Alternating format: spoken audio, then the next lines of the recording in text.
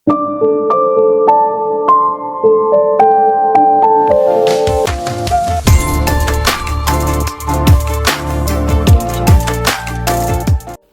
என்னோட அப்பா ஜாங்கா ஜாங்கான்னு சொல்லிட்டு ஒரு மாதிரி அழ ஆரம்பிச்சிருவாங்க. அப்போ யாரோ வர மாதிரி இருக்கிறப்போ டக்குன்னு எல்லாத்தையும் எகெயின் கட்டிலுக்குள்ளே தள்ளி விட்டுருவாங்க. வந்திருக்கிறது ஜாங்கு தான். ஏமா இங்கே இப்படி உட்காந்துருக்கு அப்படிங்கிறப்போ, இல்லை பார்க்கோட அம்மாவை நினச்சி தான் ஃபீல் பண்ண, எங்கே போனாங்க எது போனாங்கன்னு தெரியல அப்படின்ட்டு அழுதுட்டு எழுந்திருக்கிறப்ப தடுமாறுவாங்க. ஜாங்கு பிடிக்க வர்றப்போ வேண்டாம் நான் பார்த்துக்கிறேன் அப்படின்னு சொல்லிட்டு வந்துடுவாங்க. ஆனால் நம்ம யோனாலும் நடக்கவே முடியல. தடுமாறி தடுமாறி விழுறப்போ கங்கு இருந்துட்டு என்னாச்சு என்னாச்சுன்னு கேட்பாங்க. கடைசியில் பார்க் வந்துட்டு உள்ளே கொண்டு போய் படுக்க வைப்பாரு. முடியல நம்ம யோனால. அப்படியே உடம்பெல்லாம் கொதிக்க ஆரம்பிக்குது. கல்யாணம் ஆனதுலேருந்து அந்த பிரச்சனை இந்த பிரச்சனைன்னு ஓடிக்கிட்டே இருக்கேன், அதனால தான் உனக்கு ரெஸ்ட் இல்லை, ரெஸ்ட் எடு அப்படின்னு சொல்லிட்டு பக்கத்துலேருந்து பார்த்துப்பாரு. இந்த பக்கம் ஜாங் எகேன் நைட்டு தனியாக உட்காந்து ஒயின் எதை குடிச்சிட்டு இருப்பாங்களா. அப்போ ருணா வந்துட்டு என்ன இன்னும் இந்த பார்க்கோட அம்மா சொன்னதான் மண்டக்குள்ள ஓடிட்டு இருக்கா அப்படிங்கிறப்போ, இல்லை அது மண்டக்குள்ள ஓடலை, பட் பார்க்கோட அம்மா கிடைக்கல இல்லையா அதை பற்றி யோசிச்சுட்டு இருக்கேன் அப்படிம்பாங்க. ஆனால் ஆக்சுவலாக அதுதாங்க மண்டக்குள்ள ஓடிட்டுருக்கு. பார்க்கோட அம்மா சொன்னாங்க இல்லையா, மினியோட பொண்ணு உன் பொண்ணு தான், அவள் வந்து ப்ரெக்னெண்ட்டாக இருந்தா உன் குழந்தையதான் சுமந்தா, அப்போ யோன் வந்து உன் பொண்ணு தான் அப்படின்னு சொன்னது இவருக்கு மைண்டுக்குள்ளே ஓடிக்கிட்டே இருக்கு. அடுத்த நாள் பார்க் வந்து ஆஃபீஸ்க்கு ரெடி ஆகலாம் அப்படிங்கிறப்போ அவருக்கு வேணுங்கிற ட்ரெஸ் எல்லாம் எடுத்து பெட்டில் வச்சுருக்காங்க. எதர்ச்சியாக ட்ராரை ஓப்பன் பண்ணுறப்போ இவங்க கல்யாண சர்டிஃபிகேட் இருக்குது. அதை பார்த்தவர் தூஹி நம்ம கல்யாணத்தை ரெஜிஸ்டர் பண்ணலையா அப்படிங்கிறப்போ, எங்கே கல்யாணம் ஆனதும் ஒரே அறக்க பறக்க பிரச்சனை ஆயிடுச்சு, ரெஜிஸ்டர் பண்ணணும் அப்படின்னு சொல்லிடுவாங்க, இன்னுதான் பண்ணணுங்கிற மாதிரி. அதுக்கப்புறமா குடும்பத்தோட எல்லாரும் சாப்பிட்றப்போ யோன் அப்படியே பாப்பா, இந்த ஜாங் என்னோட அப்பா அப்படின்னா அப்போ ஸ்ரீஜா எனக்கு ஹாஃப் சிஸ்டர் ஆகுதா அப்படிங்கிற மாதிரி அப்படியே பாப்பா. அதுக்கப்புறமாக இந்த ஸ்ரீஜாக்கு கம்பெனியில் வைஸ் பிரசிடென்ட் அப்படிங்கிற பதவியும் கிடச்சிருச்சு. அதை நோட்டீஸ் போர்டில் ஒட்டியிருக்காங்க. காங்தேவும் பார்த்துருவாங்க. எம்ப்ளாயிஸ் எல்லாம் பேசிப்பாங்க, பாரு என்னதான் டேலண்டான பர்சனாக பார்க் சார் இருக்காங்க, காங்தே இருக்காங்க, அப்படி இருந்தாலும் இந்த சேர்மேனோட பொண்ணான ஸ்ரீஜாக்கு தானே வைஸ் பிரசிடென்ட் பதவி கிடச்சிருக்கு அப்படின்னு எல்லாரும் பேசிப்பாங்க. இந்த பார்க்கும் கேட்குறாரு, அவருக்கும் இது கொஞ்சம் தோணுது இது தப்பு தான் அப்படின்ட்டு, பட் பெருசாக எடுத்துக்கிறது இல்லை. அதுக்கப்புறமாக அம்மா எப்படி இருக்காங்க அப்படின்னு தூகியோட அம்மாவுக்கு கால் பண்ணி கேட்குறப்போ வெளியே கூப்பிட்டு வந்திருப்பாங்க. பார்க்கோட அம்மா ரொம்ப சந்தோஷமாக இருப்பாங்க.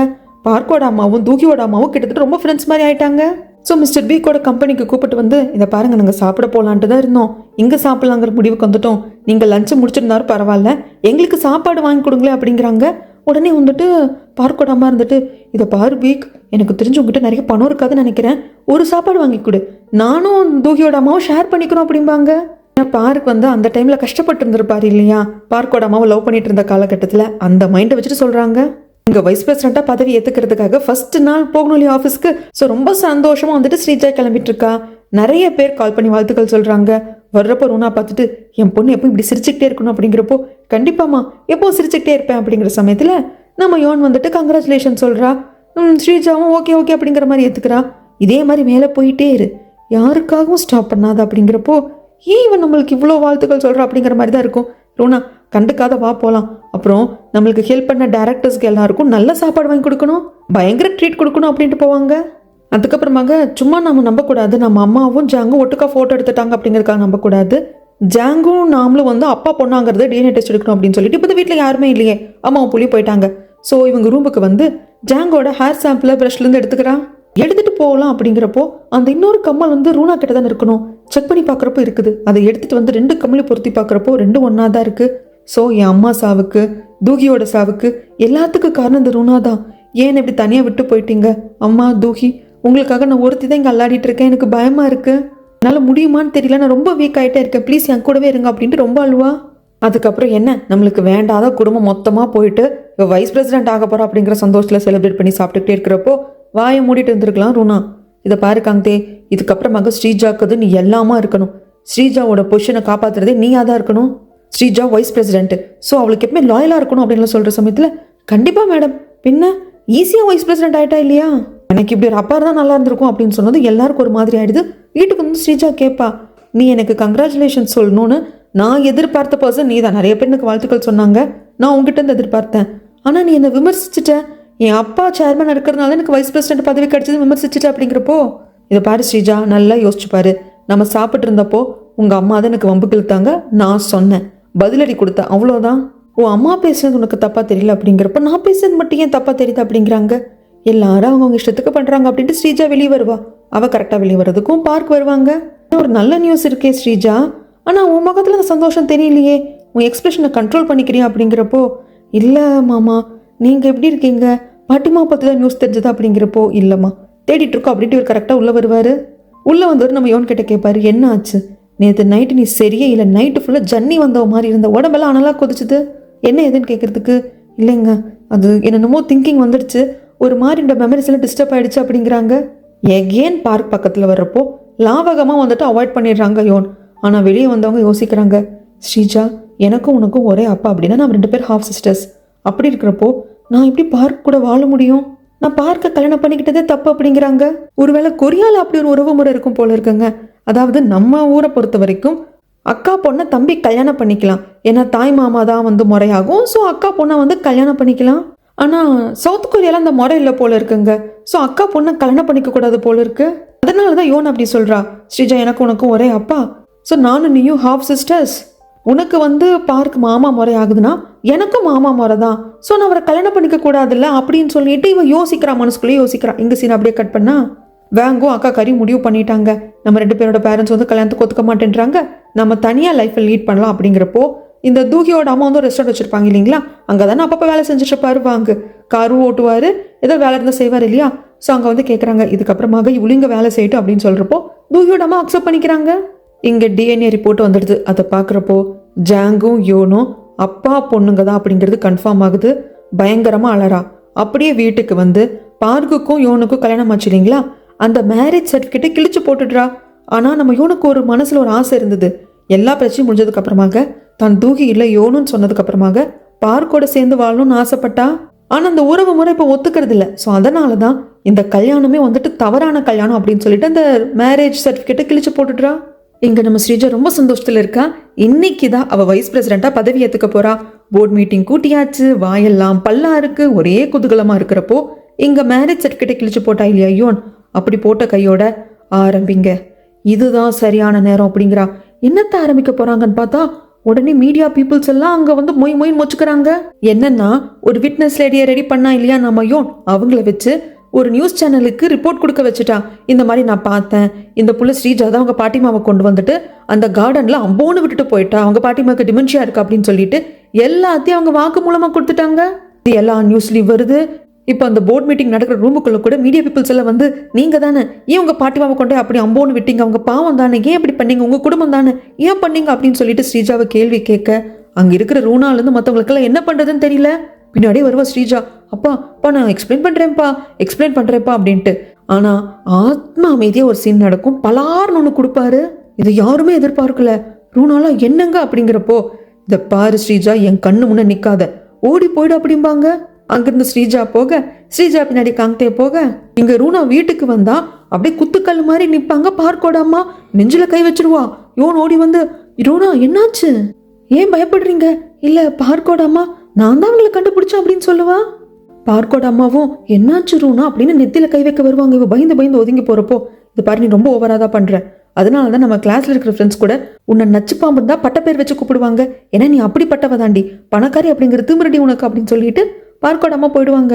ரூனா வந்து உட்காருங்க, அவங்களுக்கு தான் அடிக்கடி மறந்துடுது இல்லையா, டிமென்ஷியா இருக்கு இல்லையா, வந்து உட்காருங்க அப்படிங்கிறப்போ, ஐயோ சில்லுன்னு தண்ணி கொடுங்களேன்னு ரூனா சொல்கிறப்போ, தண்ணி எடுத்துட்டு வரணுமா அப்படின்ட்டு மெய்டு வந்து கேட்பாங்க. வந்து பார்த்தா அந்த மெய்டு யார், பார்க்கோட அம்மா கூட ஏற்கனவே இருந்த மெய்டு. இவங்க இங்கே என்ன பண்ணுறாங்க அப்படிங்கிறப்போ, நான் தான் இவங்களை ஹையர் பண்ணேன், இது ஏன் வீடுறி, நீ எப்படி ஹையர் பண்ண போச்சு அப்படின்னு சொல்லிட்டு நம்ம யோனை பார்த்து கேட்குறப்ப, யோன் இருந்துட்டு இந்த ரிங்கை இவங்க திருட்டிட்டாங்க அப்படின்னு தானே வேலையை விட்டு தூக்குனீங்க. ஆக்சுவலாக இந்த ரிங்கை இவங்க திருடவே இல்லைங்க, நான் எதிர்ச்சியாக செக் பண்ணப்போ உங்களோட மெய்டு கிட்ட தான் இந்த ரிங் இருந்தது. இதை பற்றி என்ன ஏதுன்னு விசாரித்தேன், ஏன்னா இது உங்களோட ரிங்கு தானே, இதை இவங்க திருடிட்டாங்க அப்படின்னு தானே வேலையை விட்டு தூக்குனீங்க, இது எப்படி உங்ககிட்ட வந்தது அப்படின்னு கேட்டதுக்கு நீங்கள் தான் கொடுத்தீங்கன்னு சொல்லிட்டா ரூனா. அவளுக்கு என்ன தைரியம் இருந்தால் உங்களை ஃப்ரேம் பண்ண பாப்பா அப்படிங்கிறப்போ ரூனாக்கு ஜிஜோ இப்படி மாட்டிக்கிட்டோமே அப்படின்ட்டு, இதை பாரு என்ன தைரியம் இருந்தால் திருடுவா அப்படின்னு கேட்குறாங்க.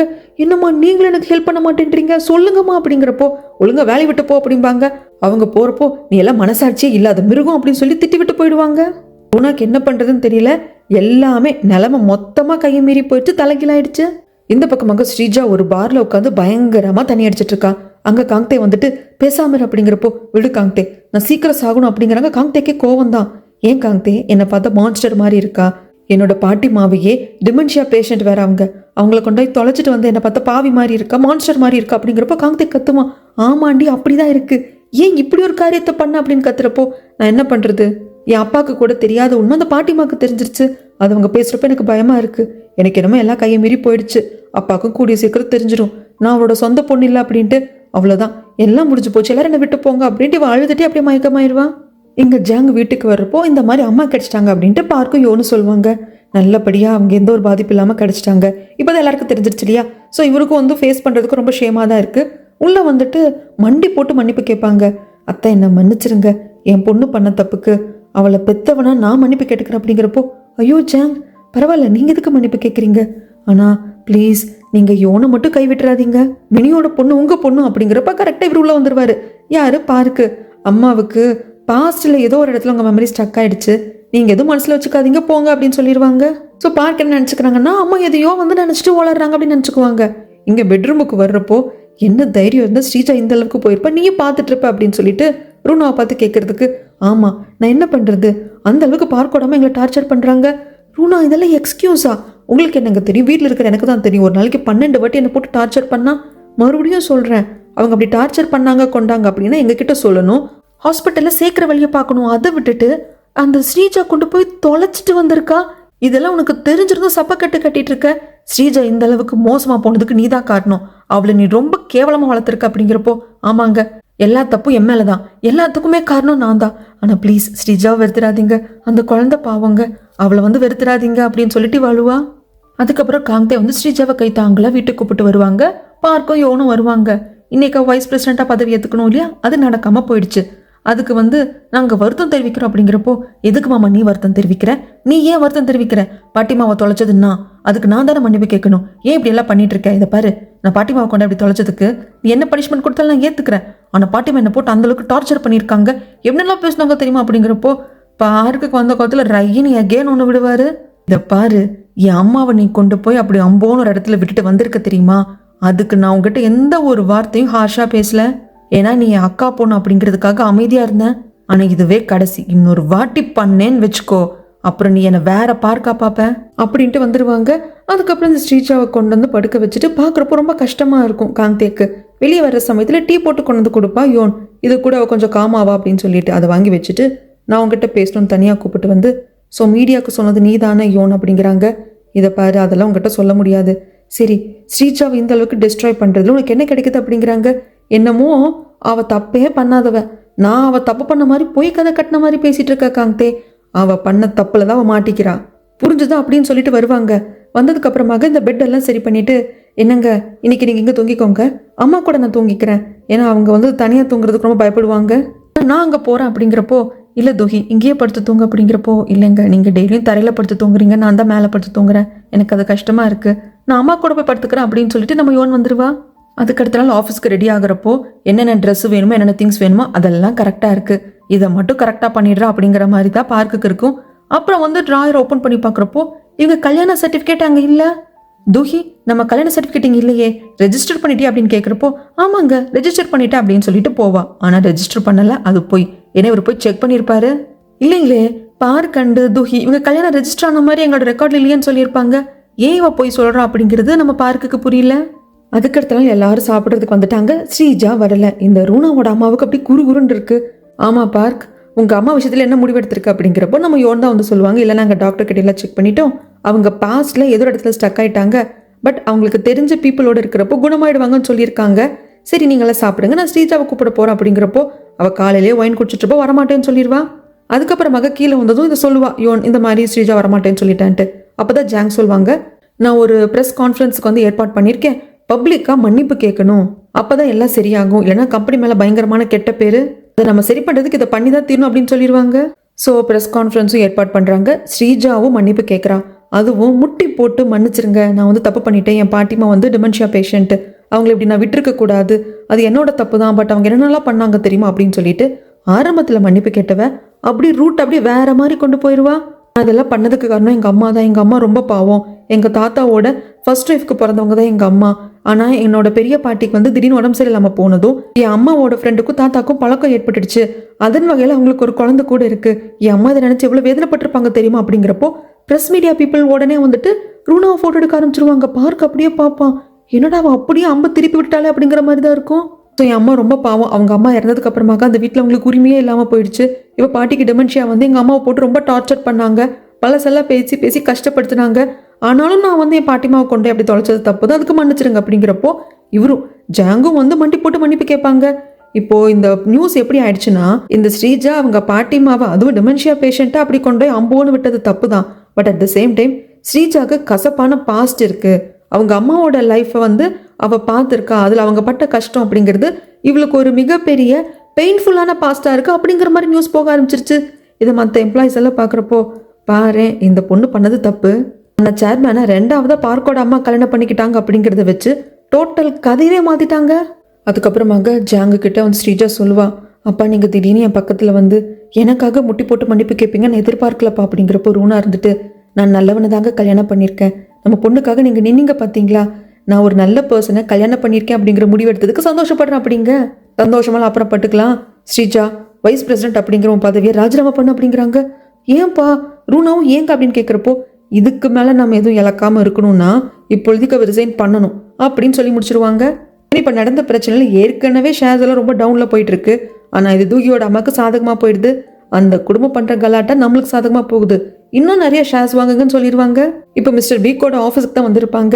நார்மலாக எல்லாம் பேசிட்டு இருப்பாங்க. இப்படி இவங்க ஷேர்ஸ் வாங்கிட்டு இருக்காங்க இல்லையா டூக்கியோட அம்மா, அது எதுவும் மிஸ்டர் பீக்கு தெரியாது, ஆனால் நம்ம யோனுக்கு தெரியும். அதுக்கப்புறமாக பார்க்கோட அம்மா கால் பண்ணி பேசுவாங்க.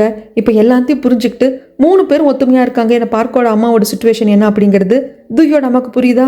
ஸோ ஒரு ஃப்ரெண்டை பார்த்துக்கிற மாதிரி பார்த்துக்கிறாங்க. இந்த பக்கம் கம்பெனியை விட்டு அந்த பட்டாளமே வெளியே வருது. அதுலேயும் வந்துட்டு அப்படியே ஸ்ரீஜா வந்து அவங்க அப்பாவோட கை அப்படியே கோத்துப்பா. இதை தள்ளி நின்று பார்க்குற நம்ம யோனுக்கு பக பகன்னு எரியுது. அடுத்த வெடிகுண்டை போடணும் அப்படின்னு சொல்லிட்டு அந்த டிஎன்ஏ ரிப்போர்ட் வந்திருக்கும் இல்லையா, ஜாங்கும் யோனும் வந்து அப்பா பொண்ணு அப்படிங்கிறதுக்கான டிஎன்ஏ ரிப்போர்ட் அது இவங்க பெட்ரூமில் கொண்டு வந்து வச்சிருப்பா. அதை பார்க்குற ரூனாக்கு பக்குன்னு ஆகும். அவ்வளோதான் வெறி பிடிச்ச மாதிரி ஓடி வந்து, இது வந்து யார் கொண்டு வந்து கொடுத்தா என்ன ஏதுன்னு கேட்கறதுக்கு, தெரியலங்க லெட்டர் வந்ததுங்க, நான் உங்களோட பேர் போட்டுருந்ததும் கொண்டு வந்து வச்சுட்டேன் அப்படின்னு சொல்லிட்டு மேடு சொல்லுவாங்க. எனக்கு தெரியுதெல்லாம் பண்ணது இவதான் அப்படின்ட்டு பார்க்கோட அம்மா கையை பிடிச்சி இழுத்து சண்டை போட அங்கே நம்ம யோன் வந்துருவாங்க. கீழே கிடக்கிற அந்த பேப்பரை எடுக்கலான்னு போகிறப்போ, தொடாத தொட்டேன்னா கொண்டுருவா அப்படின்னு சொல்லிட்டு அதை எடுத்துட்டு ரூனா வெளியே வந்துருவா. இதை யார் வச்சாங்க எதுக்கு வச்சாங்கன்னு தெரியலையே, யாருக்கு இந்த ரகசியம் தெரிஞ்சதுன்னு தெரியலையே அப்படின்னு சொல்லிட்டு அதெல்லாம் கிழிச்சிட்டு ஃப்ளஷ் பண்ணிடுறான். அதுக்கப்புறமாக நம்ம யோன் வந்து கொஞ்சம் நான் வெளியே போகணும் அப்படின்னு மெய்டை கூப்பிட்டு, நான் இல்லாதப்போ பார்க்கோடாமோ பத்திரமா பார்த்துக்கோங்க, முக்கியமாக ரூனா கிட்ட இருந்து நீங்கள் தான் பாதுகாக்கணும் அப்படின்னு சொல்லிட்டு வருவா. இங்கே போர்ட் மீட்டிங்கில் ஏபி ஃபுட்ஸ் அப்படிங்கிற கம்பெனி சரியா போகலை, அந்த கம்பெனி விற்கணும்னு சொல்லிட்டு இருந்தாங்க. இப்போ அந்த ஏபி ஃபுட்ஸ் அப்படிங்கிற கம்பெனி நல்லா போயிட்டு இருக்கு. ஆனால் மற்ற கம்பெனிஸ் எல்லாம் இருக்கும் இல்லைங்களா, அதெல்லாம் தான் சரியா போகலை. இப்போ நம்ம குரூப் ஆஃப் கம்பெனிஸ் எல்லாம் இப்படி போயிட்டு இருக்கேன், என்ன ஏது பண்ணலாம் அப்படிங்கிறாங்க. ஆனால் உகில் பிரகாரம் ஏபி ஃபுட்ஸ் வந்து சக்ஸஸ்ஃபுல்லாக போச்சு அப்படின்னா சேர்மேன் பொசிஷன் வந்துட்டு பார்க்குக்கு போகணும். ஏபி ஃபுட்ஸ் மட்டும் இல்லாமல் மற்ற எல்லா கம்பெனியோட கண்ட்ரோலும் பார்க்குக்கு போகணும். இப்போ அதை பற்றின டாபிக் தான் போயிட்டு இருக்கும். அப்போ நம்மளோட காங்கே இருந்துட்டு, இல்லை ஏபி ஃபுட்ஸ் வந்து நல்லா போயிட்டு தான் இருக்குது, பட் இன்னும் அதோட டார்கெட் வந்து நல்லா ஹை லெவலில் போகணும், அப்போ தான் நம்ம ஒரு முடிவு எடுக்கணும் அப்படிங்கிறப்ப பார்க்கறதுக்கு ஒத்துக்கிறாங்க. எஸ் நான் வந்து ஏபி ஃபுட்ஸ் அப்படிங்கிற கம்பெனி நான் நல்லா கொண்டு வருவேன், அதுக்கப்புறமாக என் அப்பாவோட உயிர் பிரகாரம் பண்ணலான்னு சொல்லிடுவாங்க. அதுக்கப்புறமாக ஜாங் ஆஃபீஸ் ரூம் வரப்போ, சார் உங்களுக்கு ஒரு மெயில் வந்தது சார் வச்சிருக்கேன் அப்படிம்பாங்க. அதை ஓப்பன் பண்ணி பார்த்தா உள்ள ஒரு ஃபோட்டோ விழுகுது. யோன் குட்டி பாப்பா கூட இருக்கிற ஃபோட்டோ. இன்னொரு பேப்பர் இருக்கு, டிஎன்ஏ ரிப்போர்ட் கிடையாதுங்க, யோனோட ஃபேமிலி ரெஜிஸ்ட்ரேஷன் அப்படின்னு சொல்லிட்டு ஒரு சர்டிஃபிகேட் இருக்கு. அதோட விவரம் என்ன ஏதுன்னு தெரியல. உடனே கால் பண்ணி இந்த மெயில் யார் கொண்டு வந்து கொடுத்தாங்க என்னன்னு விசாரிக்க சொல்றாங்க. முன்னாடி ஃப்ரெண்ட் டெஸ்க்ல கேட்க சொல்றாங்க. இந்த பக்கம் டூகியோட அம்மாவை பார்க்கறதுக்காக வந்துட்டு நம்ம யோன் வருவாங்க. உங்ககிட்ட ஒரு ஹெல்ப் கேட்கணுமா அப்படிங்கிறப்போ கேளுமா அப்படின்னு சொல்றாங்க. இந்த மாதிரி அந்த கம்பெனியோட ஷேர்ஸ் இதெல்லாம் வாங்குறதுக்காக ரூனா அந்த வீட்டையே கொலாட்டரில் வச்சு நிறைய லோன் வாங்கியிருக்காங்க. லோன் அமௌண்ட் கையை மீறி போகிறப்போ அந்த வீடு வந்து மூழ்கிடும். அதனால நீங்கள் அந்த கம்பெனியோட ஷேர்ஸ் எல்லாம் கொஞ்சம் வாங்கி வச்சிருக்கீங்க இல்லைங்களா, அதை கொஞ்சம் விற்று அதில் வர பணத்தை வச்சு இவங்க இந்த வீட்டை எந்த இடத்துல கொலாட்டரில் வச்சுருக்காங்களோ அவங்களுக்கு நான் பணத்தை கொடுத்து வீட்டை நம்ம கிட்ட வச்சுப்போம். அதுக்கப்புறம் என்ன பண்ணுறது ஏது பண்ணுறதுன்னு நான் சொல்கிறேன்.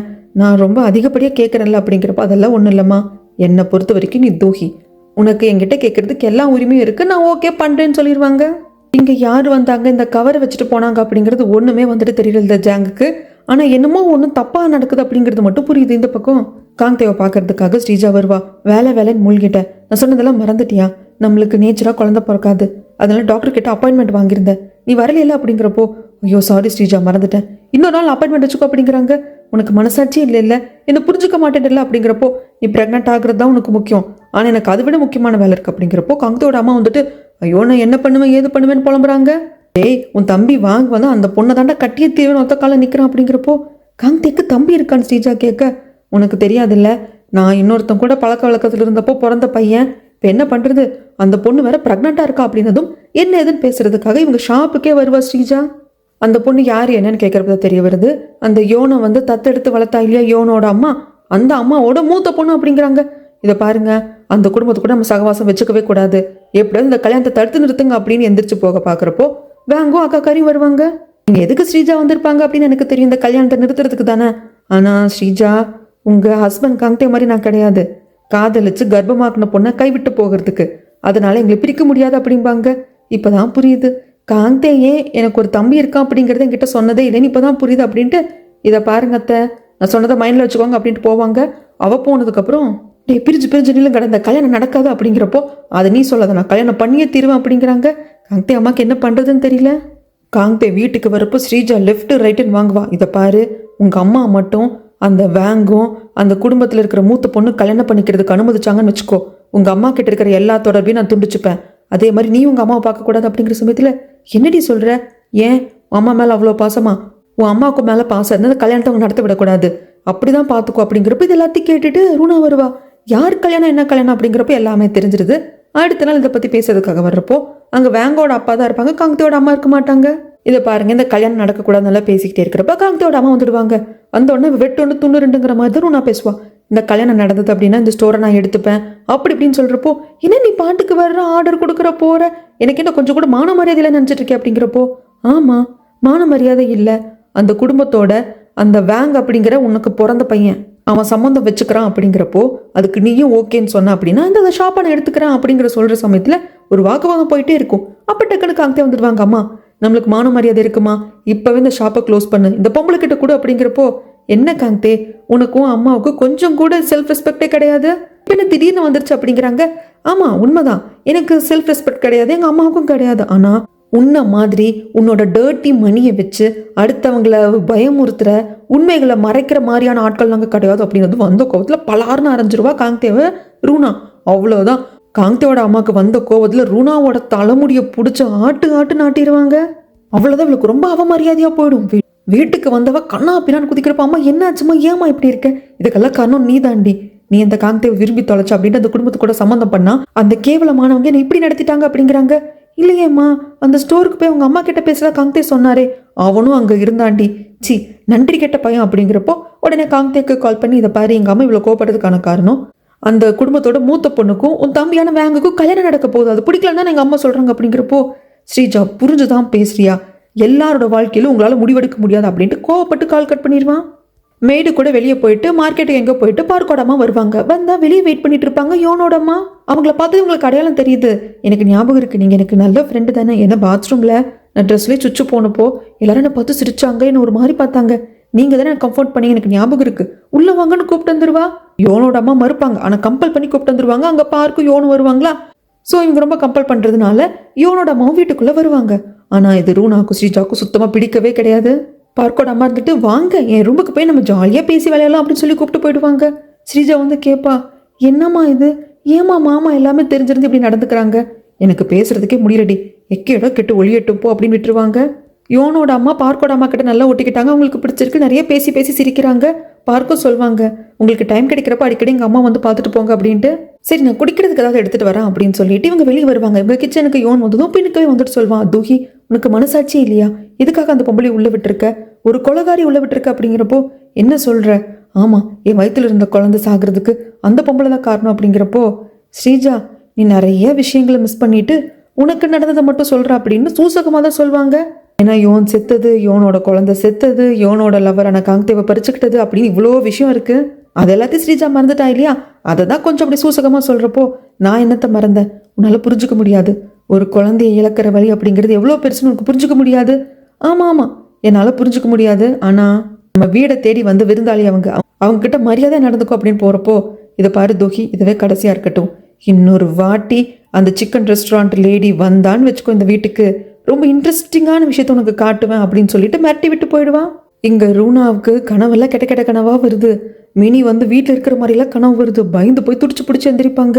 ஜாங் என்ன ஏதுன்னு கேட்கறதுக்கு, என்னங்க என்னை விட்டு போயிடாதீங்க அப்படிங்கிறப்போ, என்னடி பேசுகிற, என்ன ஆச்சு உனக்கு, ஏதோ கனவு கண்டு வளரிட்டு இருக்க அப்படிம்பாங்க.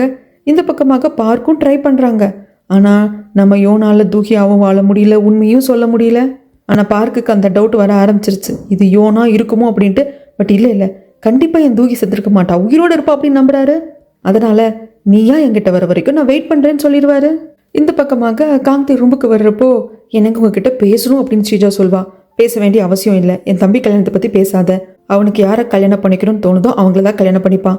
அதுக்கப்புறம் உங்கள் அம்மா எங்கள் அம்மாவுக்கு வாங்கி கொடுத்த ஸ்டோர் அதை உடனே எம்டி பண்ணி கொடுத்துருவோம் அப்படிங்கிறப்போ அவ்வளோலாம் பேசாத காந்தி, என் அம்மாட்ட நான் பேசுகிறேன், என்னை ஹக் பண்ணிக்கோ அப்படிங்கிறப்போ இல்லை எனக்கு தூக்கம் வரல, நான் கொஞ்சம் வாக்கிங் போகணுன்னு வெளியே வர்றப்போ வெளியே உட்காந்து ஃபீல் பண்ணிட்டு இருப்பா நம்ம யோன். அந்த யோனை கையை பிடிச்சிட்டு கூப்பிட்டு வந்து, யோன் நீ அங்கிள் பார்க்க லவ் பண்ணுறதானே, உண்மையை சொல்லு அப்படிங்கிறப்ப யோன் எதுவும் சொல்லாமல் நிற்பா. நீ லவ் பண்ணுற, அதனால தான் பயப்படுற, ரிவெஞ்ச் எடுக்கிறதுக்காக அங்கிள் பார்க்க நீ யூஸ் பண்ணிக்கிற, அதனால அவரை ஹர்ட் பண்ணிடுவோமோன்னு பயப்படுற, எல்லாத்தையும் நிறுத்து, இப்போ கூட கெட்டு போயிடல, நம்ம 2 பேர் போய் எல்லாம் உண்மையை சொல்லிடலாம் அப்படிங்கிறப்போ கையெடு காந்தே அப்படின்னு சொல்லிட்டு வருவாங்க. யோன் நில்லு அப்படின்னு சொல்லி காந்தேவோ நம்ம யோன் இத்தனை நேரம் பேசினதை பாருக்கு கேட்டுட்டாரு. அப்போ யோன் தூகி இல்லை அப்படிங்கிறது இவருக்கு புரியுது. ஆனாலும் இன்னும் முழுசா இவரால் வந்து அதை ஏற்றுக்க முடியல. ஒருவேளை காந்தே தான் தூகி யோனா பார்க்குறானோ அப்படிங்கிற மாதிரி இவருக்கு தோணுது. அடுத்த நாள் வேலைக்கு கிளம்புறப்போ யோன்தா வந்து பார்க்குக்கு வந்துட்டு அந்த கோட்டில் எடுத்து கொடுப்பாங்க. இதெல்லாம் நீ செய்ய வேண்டியது இல்லை தூகி அப்படிங்கிறப்போ, இல்லை அட்லீஸ்ட் இதாவது நான் உங்களுக்கு செய்கிறேன்னு அப்படிங்கிறாங்க. சரி எப்போ நீ ஒர்க்குக்கு திரும்புறதாக இருக்க, இல்லை நான் இன்னும் கொஞ்ச நாள் வீட்லேயே இருக்கேனே, இதை பாரு எப்போ வேணால் வீட்டில் இருந்துக்கலாம், ஆனால் ஒர்க்கும் முக்கியம், சீக்கிரம் கம்பெனிக்கு வந்து உன்னோட டேலண்ட் என்ன அப்படிங்கிறது நீ ஷோகேஸ் பண்ண வேண்டாமா அப்படின்னு சொல்லிட்டு இவங்க கிளம்புவாங்க. இங்கே காங்தே கிளம்புறப்போ ஸ்ரீஜா நல்லா படிச்சு தூங்கிட்டு இருப்பா. கரெக்டாக காங்தே வெளியே வர்றதுக்கும் அங்கே இருக்கிறது எல்லாத்தையும் அரேஞ்ச் பண்ணி வச்சுட்டு இருப்பாங்க நம்ம யோன். அங்கிள் பார்க் கிளம்பிட்டாரா அப்படிங்கிறப்போ கிளம்பிட்டாரு. அப்புறம் காங்தே ஷர்ட்டில் வந்து ஏதோ பட்டன் வந்து விட்டு போயிருக்கு அப்படின்னு நான் தைச்சு கொடுக்குறேன் அப்படின்னு சொல்லிட்டு யோன் வந்து தைச்சிட்டு இருப்பா. அந்த சமயத்தில் பழசெல்லாம் காங்தேக்கு ஞாபகம் வருது. இப்படிதானே ஒரு காலத்தில் இருந்தோம் அப்படின்னு ஞாபகம் வருது. வந்து ஸ்ரீஜா பார்த்துட்டு கடுகடுன்னு ஆயிடுறா. இதை பாரு நீ ஒன்றும் தப்பாக புரிஞ்சுக்காது அப்படின்னு யோன் சொல்கிறா. அவரோட ஷர்ட் பட்டன் வந்து பிஞ்சிருந்தது. அவருக்கு நான் ஆன்டி, ஸோ அந்த முறையில் தான் ஷர்ட்டை வந்து தைச்சு கொடுத்தான் அப்படிங்கிறப்போ அதை வாங்கிட்டு போய் கிளின்னு கிளிக்கிறா. காங்கத்தை வந்துட்டு ஏன் ஸ்ரீஜா அப்படிங்கிறதுக்கு புரியலையா, நான் ஏன் இப்படி நடந்துக்கிறேன்னு புரியலையா, புரியலை, உன்னால நான் சிக் தான் ஆகிட்டு இருக்கேன், நான் கிளம்புறேன் அப்படின்ட்டு வெளியே வர்றப்போ ரூனா இருப்பாங்க. எல்லா குத்தியும் கேட்டுட்டாங்க. ஆக்சுவலாக காங்கத்தே நீ கொஞ்சம் டிஃப்ரெண்ட்டாக இருப்பேன்னு நினச்சேன், ஆனால் நீ உங்கள் அம்மா மாதிரி தாண்டா இருக்க, கேடு கெட்டவனா தாண்டா இருக்க அப்படின்னு சொல்லிட்டு உள்ளே வந்து ஏன்டி ஸ்ரீஜா இப்படி எல்லாம் பண்ணிட்டு இருக்க, காங்கத்தே உன்னை வந்து சீட் பண்ணுறானா அப்படிங்கிறப்போ இல்லைம்மா அவன் எனக்கு துரோகம் பண்ணுறானாங்கிறதுல தெரியல, ஆனால் நான் சரியில்லைன்னு எனக்கு தெரியுது, ஃபர்ஸ்ட் நீ என்கிட்ட இருக்காத வெளியே போ அப்படின்ட்டு வெளியே தொட்டு கதவு சாத்திடுவாங்க. இங்கே பார்க்கு கம்பெனிக்கு வந்ததுக்கு அப்புறமாக்க தங்கச்சி ரிப்போர்ட்டரை கூப்பிட்டு ஆக்சுவலாக தூகி எதுக்காக யோன் அட்மிட் ஆயிருந்த ஹாஸ்பிட்டலுக்கு போனா, அதுக்கான காரணம் என்ன ஏதுன்னு கேட்குறப்போ பார்க் சார் இது எதுக்கு இப்போ கேட்குறீங்க, இல்லை சும்மா தெரிஞ்சுக்கதான், ஏன்னா அந்த ஃபயர் ஆக்சிடென்ட் அங்கே நடந்தப்போ தூகி போயிருக்கா, அங்கே யோனை பார்க்க தானே போயிருப்பா, அது ஏன் எதுக்குன்னு தெரிஞ்சுக்கிறது அப்படிங்கிறப்போ சொல்கிறாங்க. உங்களுக்கே தெரியும் தூகி வந்து ரொம்ப ஸ்ட்ரெயிட் ஃபார்வர்டான ரிப்போர்ட்டர் அப்படிங்கிறது. அது மட்டும் இல்லாமல் காங்கத்தே ஸ்ரீஜாவோட ஆர்டிக்கல் எழுதுனதும் அவங்க தான். அவங்ககிட்ட நான் ஹெல்ப் கேட்டிருந்தேன், என்னோட சிஸ்டரான யோனுக்கு இப்படி ஒரு அநியாயம் நடக்குது, அவளை நீங்கள் காப்பாற்றுங்கன்னு ஹெல்ப் கேட்டிருந்தேன். அந்த சமயத்தில் வந்து யோனோட குழந்தை ஹாஸ்பிட்டலில் சீரியஸாக இருக்கிறப்போ திடீர்னு ஒரு இடத்துக்கு நான் வந்து வேண்டிக்க போகிறேன் அப்படின்னு சொல்லிட்டு யோன் எங்களுக்கு மெசேஜ் அனுப்பிச்சா, எங்கே போனால் எது போனான்னு தெரியல, யோன் மிஸ்ஸிங் அப்படின்னு எங்களுக்கு தெரிய வந்தது. ஸோ யோனை கண்டுபிடிக்கிறதுக்காக சில டிடெக்டிவை வந்துட்டு தூகி வந்து அசைன் பண்ணியிருந்தாங்க. அந்த வகையில் தான் அங்கே ஹாஸ்பிட்டலில் தான் யோன் இருக்கா, எப்படி போய் அங்கே ட்ராப் ஆனா அப்படின்னு தெரியல. ஸோ அங்கே போய் பார்க்கறதுக்காக தூக்கி போனாங்க. அதுக்கப்புறம் நடந்ததெல்லாம் உங்களுக்கே தெரியும். ஸோ ஃபயர் ஆக்சிடென்ட் நடந்திருக்கு, அதில் யோன் இறந்து போயிட்டாங்க, தூகி இருக்காங்க அப்படின்னு சொல்லிட்டு எந்த பொய்யும் அந்த பொய் அப்படியே மெயின்டைன் பண்ணிட்டா. இப்போ இருக்கிறது யோனு தூக்கி தான் செத்து போயிட்டாங்க அப்படிங்கிறதெல்லாம் வந்து இந்த தங்கச்சி ரிப்போர்ட்டர் சொல்கிறதில்ல. பார்க்க எல்லாத்தையும் கேட்டுக்கிறாங்க. ஆனால் பார்க்குக்கு வந்து ஸ்ட்ராங்கான டவுட் வந்துருச்சு, என்னைக்கோ ஒரு நாள் உண்மை தெரிய போகுது அப்படிங்கிறது மட்டும் தங்கச்சி ரிப்போர்ட்டருக்கு தெரிஞ்சு போச்சு. இந்த பக்கமாக விசாரிக்க சொல்லியிருந்தாரு ஜாங்கு கிட்ட வந்து ஒரு கவர் இருந்தது இல்லையா, அதில் வந்து ஒரு ஃபோட்டோ இருந்தது, யோனும் குட்டி பாப்பாவும் இருந்த ஃபோட்டோ, இன்னொன்று ஃபேமிலி ரெஜிஸ்ட்ரேஷன் சர்டிஃபிகேட் இருந்தது, அதில் அம்மா மினி பொண்ணு யோன் அப்படிங்கிறது மட்டும்தான் இருந்தது. ஃபேமிலி ரெஜிஸ்ட்ரேஷன் சர்டிஃபிகேட் அப்படிங்கிறது அப்பா இன்னும் கூட பிறந்தவங்க யாராவது இருந்தாலும் அவங்க நேம் இருக்கணும், ஆனால் ஏன் 2 பேர் மட்டும் இருக்கு, அதுதான் அன்னைக்கு அவருக்கு வந்து மண்டக்குள்ளேயே ஓடிட்டு இருந்திருக்கும் ஜாங்கு. அதை பற்றி விசாரிக்க சொன்னப்போ ஃபுல்லாக விசாரிச்சு சொல்கிறாங்க, சார் நீங்கள் சொன்னதை வச்சு விசாரித்தோம், யோன் அப்படிங்கிற பொண்ணு ஒரு ஃபயர் ஆக்சிடென்ட்டில் ஹாஸ்பிட்டலில் இறந்து போயிட்டா, அவங்க அம்மா மினி அவங்க 20 வருஷத்துக்கு முன்னாடி ஒரு ட்ரக் ஆக்சிடென்ட்டில் இறந்து போயிட்டாங்க. அந்த ட்ரக் வந்து நம்ம கம்பெனியோட ட்ரக்கு தான், ஆனால் இவங்க 2 பேர் மட்டும்தான் இருந்திருக்காங்க, அம்மா மினி பொண்ணு யோன். அதை தவிர்த்து மினி அவங்களுக்கு கல்யாணமான மாதிரி எந்த ரெக்கார்டும் இல்லை சார், நான் தரோவா செக் பண்ணிட்டேன், 2 பேர் இருக்கிற ஃபேமிலி சார், அம்மா மினி பொண்ணு யோன் அப்படிங்கிறாங்க. இவருக்கு ஒரு மாதிரி ஆயிடுச்சு. அப்போ இன்னைக்கு நம்ம பார்த்தப்போ மினி நம்ம கிட்ட சொன்னது பொய்யே, அவ யாரையுமே கல்யாணம் பண்ணிக்கல, அப்போ யோன் நம்ம பொண்ணு தானோ? என்னடா ஒரே குழப்பமா இருக்கு அப்படின்னு சொல்லிட்டு டக்குன்னு வீட்டுக்கு வந்து இவங்க கிட்ட பார்க்கோட அம்மா கிட்ட அப்படியே கேட்குறாங்க, உண்மையிலே மினியோட குழந்தை வந்து என்னோட குழந்தை தானா? மினி அப்போ ப்ரெக்னெண்ட்டாக இருந்தாலும் அப்படிங்கிறப்போ வந்த கோவத்தில் தண்ணி தூக்கி மூஞ்சில் ஊற்றிடுவாங்க. நீதாண்டா காரணம், மினி செத்ததுக்கும் மினியோட குழந்தை யோன் செத்ததுக்கும் நீதாண்டா காரணம் அப்படின்னதும் அங்கே நம்ம யோன் வந்துட்டு, சார் நீங்கள் வெளியே போய் வெயிட் பண்ணுங்க, இவங்க கொஞ்சம் அவுட் ஆஃப் கண்ட்ரோலில் போயிட்டுருக்காங்க அப்படிங்கிறப்போ நம்ம யோனை பார்த்து மினின்னு கூப்பிடுவாங்க பார்க்கோடம்மா. மினி இந்த ஆள்கிட்ட நீ பேசாத, இவங்கிட்ட தள்ளிடு அப்படிம்பாங்க. ஜாங்க திரும்பி பார்க்குறப்போ என்ன அவங்க ஃப்ரெண்டு மினி அப்படின்னு நினச்சி தப்பாக புரிஞ்சுக்கிட்டாங்க, அதனால தான் அப்படி சொல்கிறாங்க அப்படிங்கிறப்போ ஜாங் வந்து உட்காந்து யோசிப்பான், என்னடா நடக்குது அப்படிங்கிற மாதிரி மண்டக்குள்ள ஒரே குழப்பமாக இருக்கும். அப்போ நம்ம யோன் வந்துட்டு, இந்த ஃபோட்டோவை பார்க்கோட அம்மா ரூமில் நான் பார்த்தேன், இது நீங்கள் தானே, இந்த ஃபோட்டோவை நீங்கள் வச்சுக்கிறீங்களா? ஏன்னா இதுக்கப்புறமாக இந்த ஃபோட்டோ வந்து அவங்க எங்கேயாவது போட்டாங்கன்னா என்ன பண்ணுறது அப்படின்னு சொல்லிட்டு தான் கொடுக்க வந்து அப்படின்னு கொடுத்துட்டு வெளியே வர்றப்போ ஜாங்குக்கு புரிஞ்சு போச்சு, எஸ் அப்போது மினியோட பொண்ணு யோன், யோன் என்னோட பொண்ணு தான் அப்படிங்கிறது புரிஞ்சிருச்சு. இது பக்கமாக ஒன் ஆஃப் த டைரக்டர் பார்க்குறதுக்காக ரூனா வந்திருப்பா. என்ன நடக்குது ஏது நடக்குதுன்னு கேட்குறப்போ இந்த மாதிரி ஏபி ஃபுட்ஸ் அப்படிங்கிற கம்பெனி நல்லா போயிட்டுருக்கு, ஸோ போர்ட் ஆஃப் மெம்பர்ஸ் எல்லாமே இறந்து போன சேர்மனோட உயில் பிரகாரம் நடத்தலாம் அப்படின்னு சொல்லிட்டாங்க. பட் அதுக்கு இன்னும் கொஞ்சம் வந்து காலதாமதமாகட்டும், ஏபி ஃபுட்ஸ் வந்துட்டு அந்த கம்பெனி இன்னும் க்ரோத்தை காட்டும் அப்படின்னு சொல்லிட்டு காலதாமதப்படுத்தியிருக்காங்க.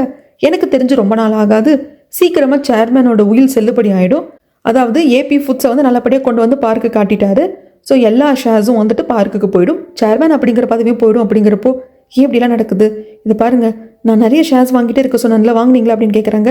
வாங்கிட்டேன், அது மட்டும் இல்லாமல் ஒரு 3% ஷேர்ஸ் வந்துட்டு வேறு யாரோ சீக்கிரட்டாக வாங்கி வச்சுருக்காங்க.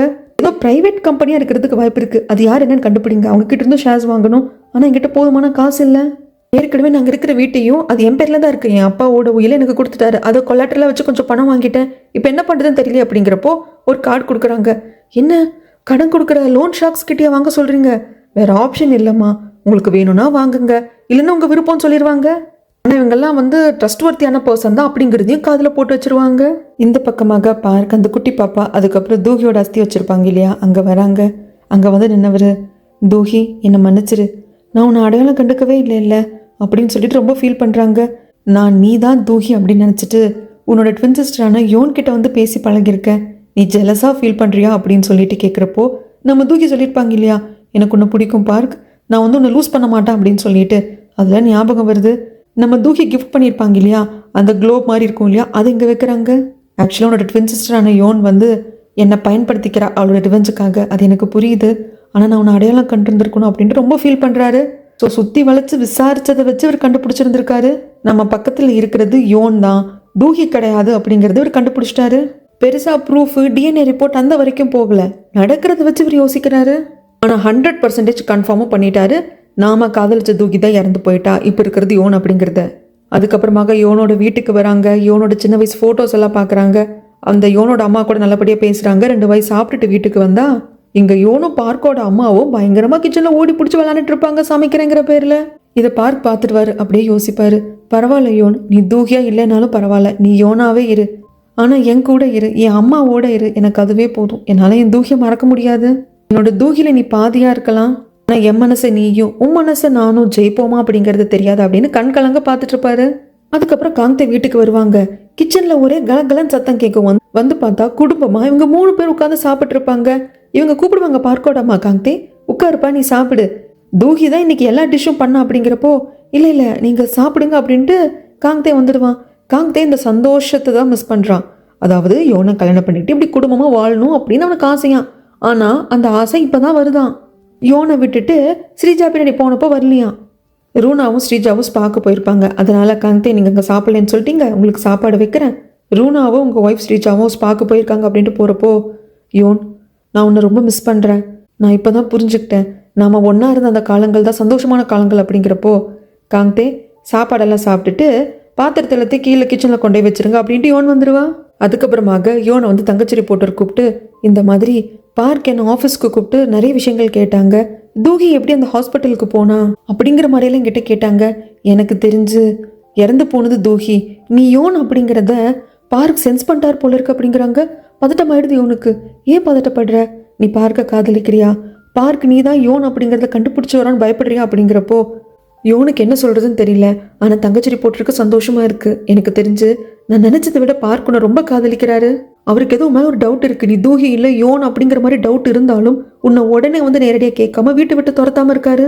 ஸோ நான் சொல்கிறத கேள்வியும் எல்லாத்தையும் விட்டுரு, ரிவெஞ்சு கிவெஞ்சு எல்லாத்தையும் விட்டுட்டு பார்க் உன்னை காதலிக்கிறாரு, அப்படியே பார்க்கோட சேர்ந்து ஒரு நல்ல வாழ்க்கையை வாழு, ப்ளீஸ் புரிஞ்சுக்கோ அப்படிங்கிறப்போ, இல்லை எனக்கு பார்க்கு பிடிச்சே இருந்தாலும் நான் பார்க்கோட சேர்ந்து வாழ முடியாது. ஏன், என்ன பிரச்சனை அப்படின்னு கேட்குறாங்க.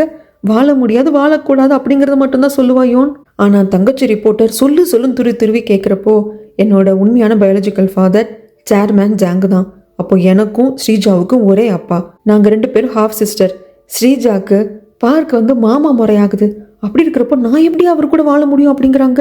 இதை கேட்டு இவங்களுக்கு தலையே சுத்துது. இதை தாண்டி வேற எதுவும் என்கிட்ட கேட்காத, என்னோட ரிவெஞ்சை முடிச்சுக்கிட்டு நான் பாட்டுக்கு வந்துடுவேன் அப்படின்னு சொல்றாங்க. ரொம்ப கஷ்டமா இருக்கு. என்னடா இது, யோனுக்கு ஒரு நல்ல லைஃப் பார்ட்னர் பார்க்கு கிடைச்சிருக்காருன்னு பார்த்தா மறுபடியும் இப்படி ஆயிடுச்சேன்னு சொல்லிட்டு வீட்டுக்கு வந்துட்டு ரொம்ப ஃபீல் பண்ணுவாங்க. ஜாங்குக்கு மண்டக்குள்ள உறுத்திக்கிட்டே இருக்கு. அப்போ யோன் நம்ம பொண்ணா இது என்ன பண்றது, எப்படி கண்டுபிடிக்கிறதுன்னு தெரியல. ஸோ இந்த தங்கச்சி ரிப்போர்ட்டரை வந்துட்டு வர சொல்லிட்டு, தப்பா எடுத்துக்காதமா, யோன் யூஸ் பண்ண அவளோட பர்சனல் திங்ஸ் ஏதாவது இருந்து எனக்கு கொடுக்குறியா அப்படிங்கிறப்போ ஒரு டப்பால வந்து கட்டி வச்சிருப்பாங்க. அதை வந்து ஜாங்குக்கு கொடுக்குறாங்க. ஃபர்ஸ்ட் மாதிரி இருந்திருந்தா தங்கச்சி ரிப்போர்ட்டர் மறுத்திருப்பாங்க. ஆனா இப்பதான் புரிஞ்சு போச்சு, யோனோட அப்பா ஜாங்கு தானே, அதனாலதான் மறு பேச்சு இல்லாம கொடுக்குறாங்க. அதுல இருக்கிற சில திங்ஸ் எல்லாம் பாக்குறாங்க. சீப்பு கீப்பு அதெல்லாம் இருக்கு. ஒரு டைரியில கர்ச்சீஃப் இருக்கு. அதுல என்ன எம்ப்ராய்டரி போட்டிருக்கோ அதே மாதிரி எம்ப்ராய்டரி போட்ட ஒரு கர்ச்சீஃப் இவரும் வச்சிருப்பாரு இல்லையா, மினி தானே ஜாங்கு கொடுத்துருப்பாங்க. இதெல்லாம் பார்த்து கன்ஃபார்மே பண்ணிட்டாரு.